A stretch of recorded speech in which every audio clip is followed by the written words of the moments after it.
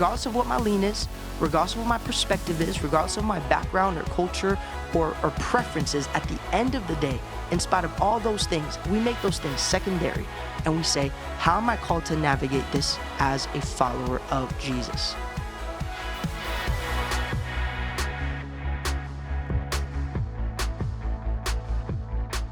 Well, hello, everyone. Welcome to Framework Leadership, a podcast about principles and ideas you can use today to take your leadership to the next level. I'm your host, Kent Ingle, president of Southeastern University. And I'm your co-host, Michael Steiner, vice president for innovation. And wow, we have an incredible guest today joining us for the podcast, Jonathan Rivera. Jonathan serves as our campus pastor at Southeastern University.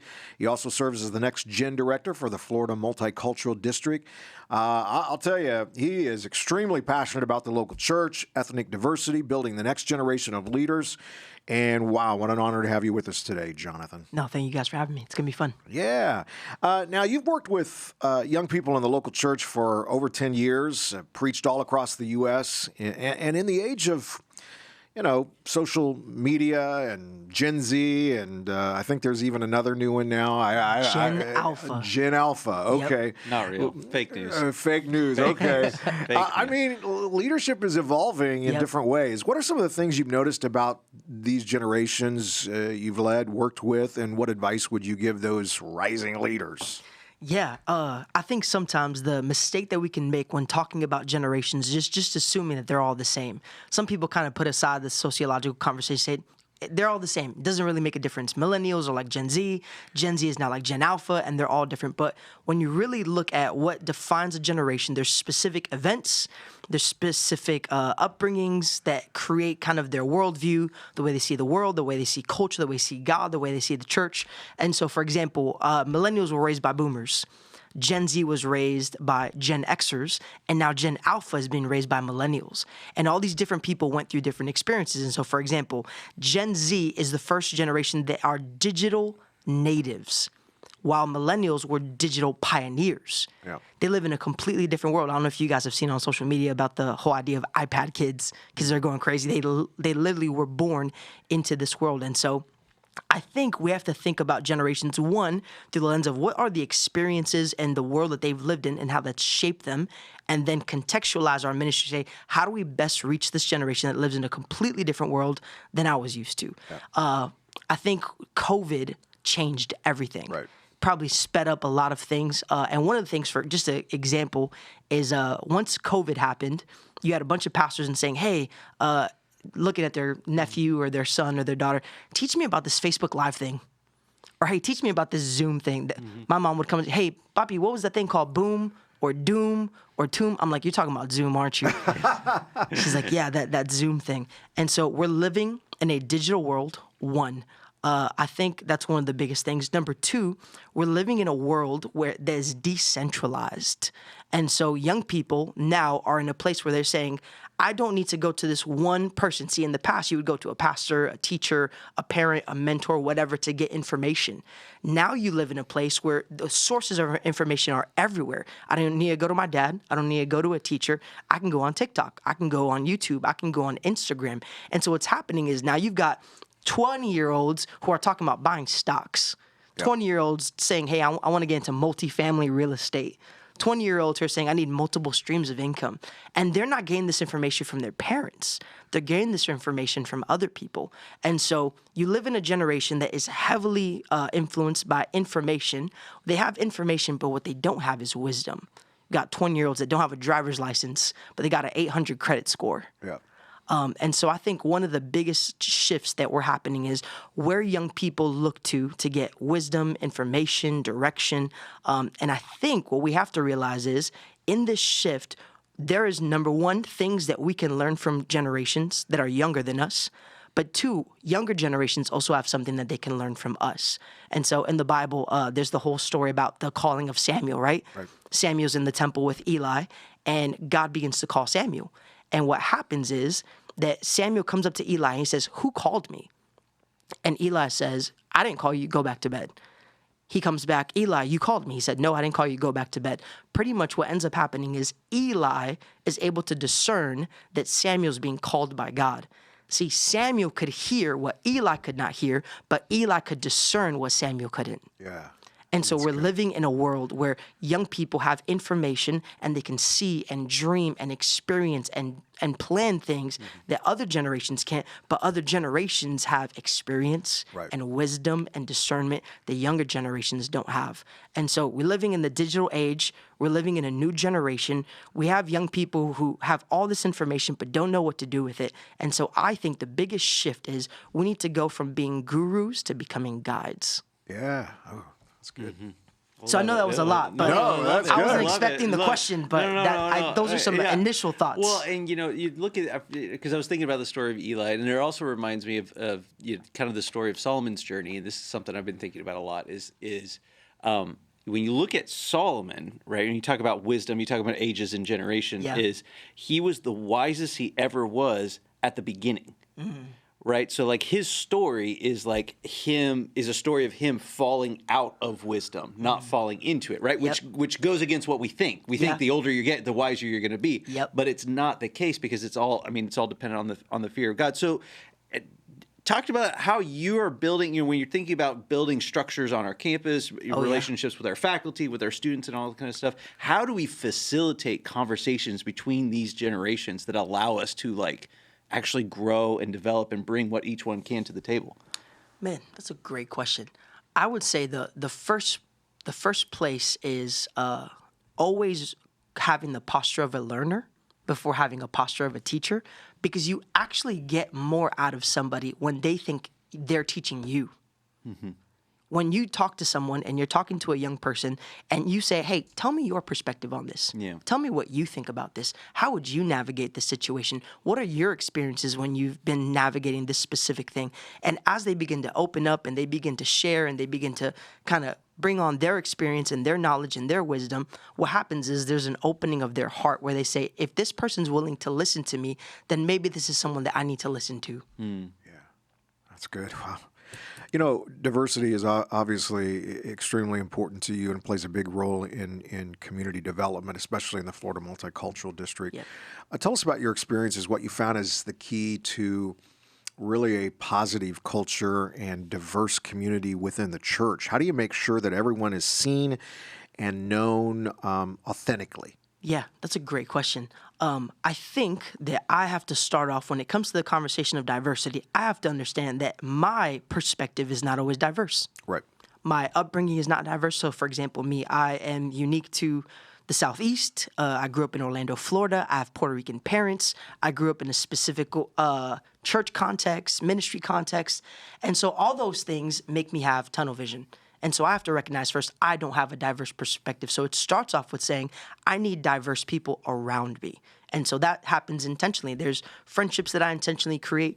There's books that I intentionally read. There's sources of information that I'm intentional with. So I try to broaden my world through relationships, through the information that I take in, through all those different things. But at the same time, as a leader, I recognize my leadership is not diverse. And so when it comes to my leadership, I need to make sure that I surround myself with people who are different than me. Don't think like me, didn't grow up like me, come from a different culture than me. And when I do that, what happens organically, when all those kind of perspectives are brought together and are empowered and released, all of a sudden I'm continually not clashing, but being exposed to perspectives that are different than mine, that shape me, that form me. The problem is that sometimes we're only being formed by one perspective. And so, number one, it's the intentionality of saying, let me get the right people around me. Let me expose myself. But two, there has to be an openness. There has to be times where I surrender my perspective to the perspective of another. Because you can have diverse voices, diverse leaders, diverse friendships. But if you close yourself to only your opinion, then it's not truly diverse. So number one, there's the intentionality. And then two, there's the surrender. There's the openness to say, you know what, this is how I would navigate this. This is how I think about this. This is how I would normally do it. But you know what, we're going to go your way because I think that your perspective is valuable. I think your lens is valuable. So I'm going to create space for it. And I think the last thing is not just listening to it, but then empowering those voices. And so, there's people that are different than me. I'm going to find ways, how can I lift this person up? How can I empower this person? Especially if in my particular context, that person is the minority. And so, for example, me, where I'm in a predominantly Hispanic context, when I work with the Florida Multicultural District that's extremely diverse, I'm saying, hey, what are some voices that are not Hispanic voices, that don't come from my culture, Right. don't come from my context? We need that perspective.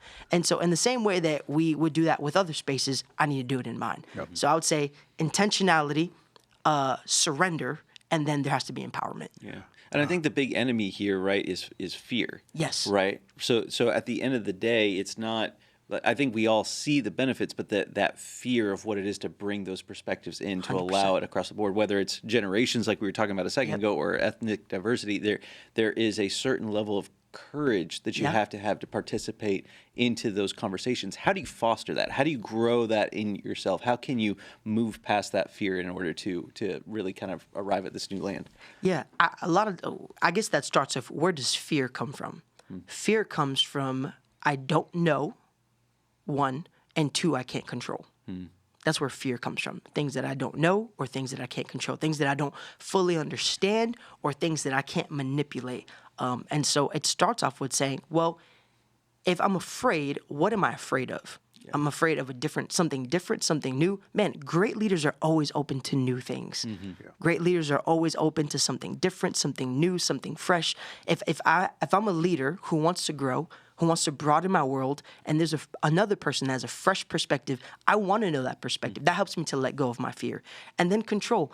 Great leaders don't try to control everything. Yeah. Great leaders say, actually, if I'm a good leader, my job is to give other people control. It's to delegate authority. It's to delegate and empower people to say, you make that decision. You run with that call. You do that thing. Hey, what do you want to do? You know what? Actually, normally I would do it this way, but what's your perspective on this? And so I think letting go of my need to know and letting go of my control allows me to have courage to move forward and say, you know what? I don't have to be afraid of this. This is good for our organization. This is good for my life. This is good for our team. This is good for where we're going and what we're doing. Yeah. And I think in that same vein, I'm thinking about how in the scriptures, when you're reading Proverbs, or you're reading the wisdom literature, the solution to fear is not stop being afraid. Yeah. Instead, what they say is fear the Lord. It's good.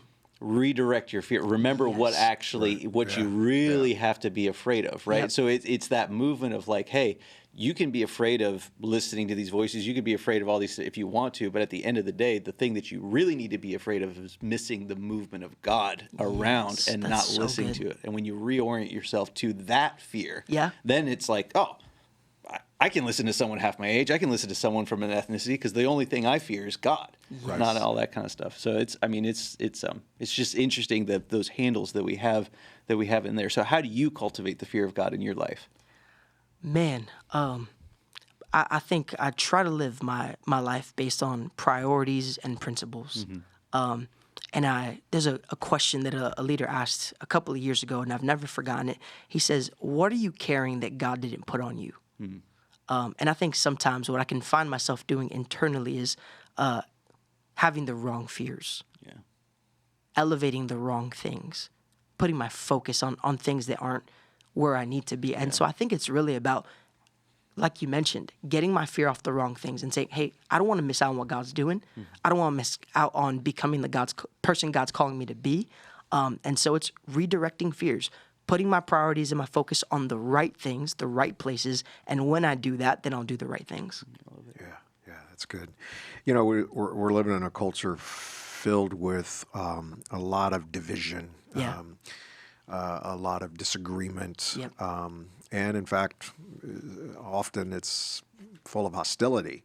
And of course, social media, amplifies that in a pretty significant way. How can leaders replace these kinds of walls of division and disagreement with more empathy and more compassion and more understanding with that bigger perspective? 100%.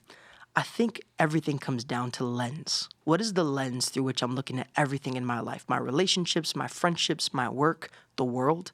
And I think what COVID taught us, and in the past couple of years, is that we are being formed by different things. And sometimes those things become our lens, whether your lens is a political lens, a social lens, a cultural lens. And I think it really comes down to what is the lens through which I'm looking at everything. One of the things that we have encountered is that we have a discipleship problem in the church across the board, but specifically also with young people. And what's happening is we see people are critiquing the Bible through the lens of culture instead of critiquing culture through the lens of the Bible. We need to redeem this idea of having a biblical world view, of seeing the world through the lens of Scripture and seeing the world through the lens of Jesus. And so whenever there's a cultural topic, which it feels like every other week there's a new one, right? Right. Whenever that cultural topic happens, immediately, oftentimes, the quickest thing that we do is politicize it. And I think what we need to ask ourselves is through a biblical lens, how am I supposed to navigate this as a follower of Jesus? Regardless of what my lean is, regardless of what my perspective is, regardless of my background or culture or preferences, at the end of the day, in spite of all those things, we make those things secondary. And we say, how am I called to navigate this as a follower of Jesus? And how are we doing that at SCU with our students? We're trying to get students to get a biblical worldview. One thing that I love about SCU is, number one, in every classroom that you get, you've got a spirit-filled, Bible literate, Jesus-loving professor who will pray with you, have lunch with you, whether it's a math class, a psychology class, or a New Testament course. Whatever it is, you're going to have a teacher who loves Jesus, has a biblical worldview, is full with Spirit of God, and loves you as a student. So I think that's one. When it comes to us when it comes to the Department of Spiritual Formation, one of the things that I told our team is we got to get people back to the Bible. We need to. And so we do something called the Life Journal all around campus. Right now we have close to 50 small groups that meet every single week. And every single one of those small groups, their main focus is, let's do the Life Journal together. Scripture, observation, application, prayer. Some people have heard of SOAP before. It's one of the things that we're doing. When it comes to the messages that we're preaching and the things that we're talking about, when I came in as campus pastor, I said, hey, I really want to be intentional of us building a solid biblical and theological foundation for our students. We just did a series called Back to the Basics. And we're doing that because we want to lay a good foundation, but oftentimes because sometimes the most simple things are actually the hardest things to do and the hardest things to understand. And so I think we're being very intentional of saying, hey, we don't want to just have great services. We don't want to just have great experiences. We really want to lay a solid biblical foundation for our students. And so on a personal level, on a community corporate level, let's get back into truly engaging the Bible and finding more ways that we can get students to do it as well. Yeah. And so how are you guys, how is your approach to technology and all this, right? So like, obviously we've got in person, we've got all that kind of stuff, but we can't ignore the fact that social media, technology, that's an ever present, right? So you've got students reading the Bible in groups, and then they pop open their phone and they get hit with, some scholar somewhere tearing apart everything they just read. How are we engaging that? How are we teaching them how to navigate that? And how are we even thinking about using technology as a campus? I wish I had a better answer for that. Okay. If I'm honest, it's something we're actually thinking through. What does digital discipleship look like within the Department of Spiritual Formation across the university? I think what I'm really trying to teach young people is not so much about digital discipleship.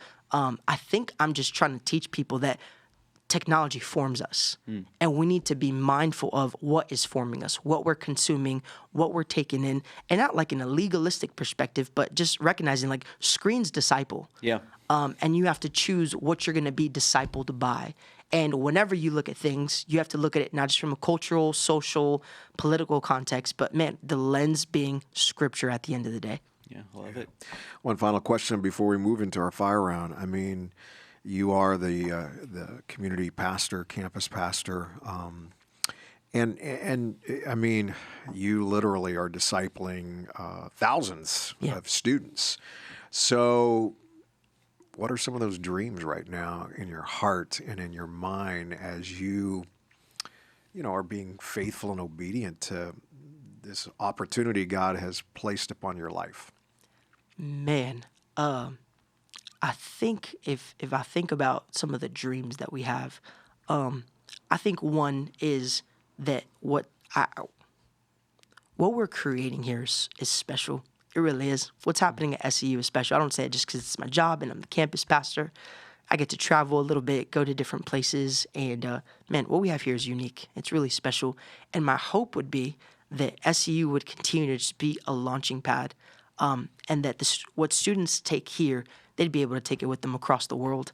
I remember when I was a youth pastor in Orlando, I would drive to SEU every single week on my day off just to come to chapel, just to experience what was happening. And I would take what was happening at SEU and I would try to take a little bit back to my context. And I think that what I was able to bring back was a blessing to hundreds of young people in the city of Orlando. I think that's one that my hope, that what's happening here as we launch students out, it would have a tremendous impact on the local church across the United States and across the world. I think that's one. Right now, if you ask some students, what's your favorite chapel of the week? They would say prayer chapel. Yeah. Which the funny thing about our prayer chapel is it's the chapel where we do the least. It's actually the chapel where we feel like we get out of the way and God is doing the deepest transformational work in a student's life because they're spending time in prayer. They're spending time in scripture, spending time listening to God's voice about their life and their future. And so, man, that our campus would be a place that's marked by prayer. And here's the thing. You walk in on a Tuesday morning prayer chapel, you're going to see 400 or 500 young people, Bibles open, heads bowed, eyes closed, spending time with the Lord. And so, number one, that we would continue to be a launching pad that truly influences the local church across the country. Two, that we would be a place that's known for prayer. And I think one last thing would be that just we would continue to be a place that's developing great leaders. Yeah. I'm passionate about leadership. I want people to get their degrees. I want people to have a great experience. But man, I want us to become leaders that walk into every sphere and space within culture and the church and make a difference. Yeah. I really want us to just lift up a generation of leaders that, man, take the world by storm. Yeah. And so that's it. So good. Well, let's move into that fire round. We're gonna give you 3 quick questions and just grab some practical and applicable pieces so can be great for our listeners. 3 questions. Michael, start the first one. Got it. So, in your opinion, what's the key to maintaining integrity? Trying to close the gap between what you say and what you do. Huge. Second question, what's the number one way to get this next generation prepared to lead? Listen to them before you lead them. Good. Last question. What is your, let me ask it this way. What's the number one thing that you're telling young leaders as you're preparing them to lead? What's that one piece of advice you're like, man, just capture this and you'll be good to go? Preparation is everything. There's too many people who can't handle what God is trying to put on them because they haven't prepared enough on what God's doing in them. Love it. Great. Well said. Man, anybody tell you you're brilliant? You're brilliant. And then you kind. had that call upon your life. It's kind. You guys are kind. I mean, it's incredible. And we are grateful that God gave you as a gift to Southeastern and what you're doing with these amazing students that he sends our way. We get to raise up so they can go out and serve. Absolutely. And, thankful for you guys. Yeah. So thank you for being on the podcast today. If you want to stay up to date with Jonathan, you can follow him on Instagram, Facebook, and Twitter at Jonathan Rivera. Any other places? No, that's it. That's it. All of those. All right. Great. Thanks for joining us on the Framework Leadership Podcast today. Take care, everybody. Thank you so much for joining us today on Framework Leadership. If you're watching on YouTube right now would be a great time to hit that like button, hit that subscribe button so you can get more leadership content right into your YouTube feed. You can also check us out on Instagram at Kent_Ingle, at Dr. Michael Steiner, or on Twitter and YouTube at Kent Ingle. And hey, if you love great email newsletters, and I know that I do, you want to check out the Framework Leadership newsletter. Every single Friday drops in great tips to be a better leader, resources, thoughts right into your inbox. Check it out. You can sign up at kentingle.com. Make sure you hop onto there. Thank you so much for listening to Framework Leadership. Take care, everybody.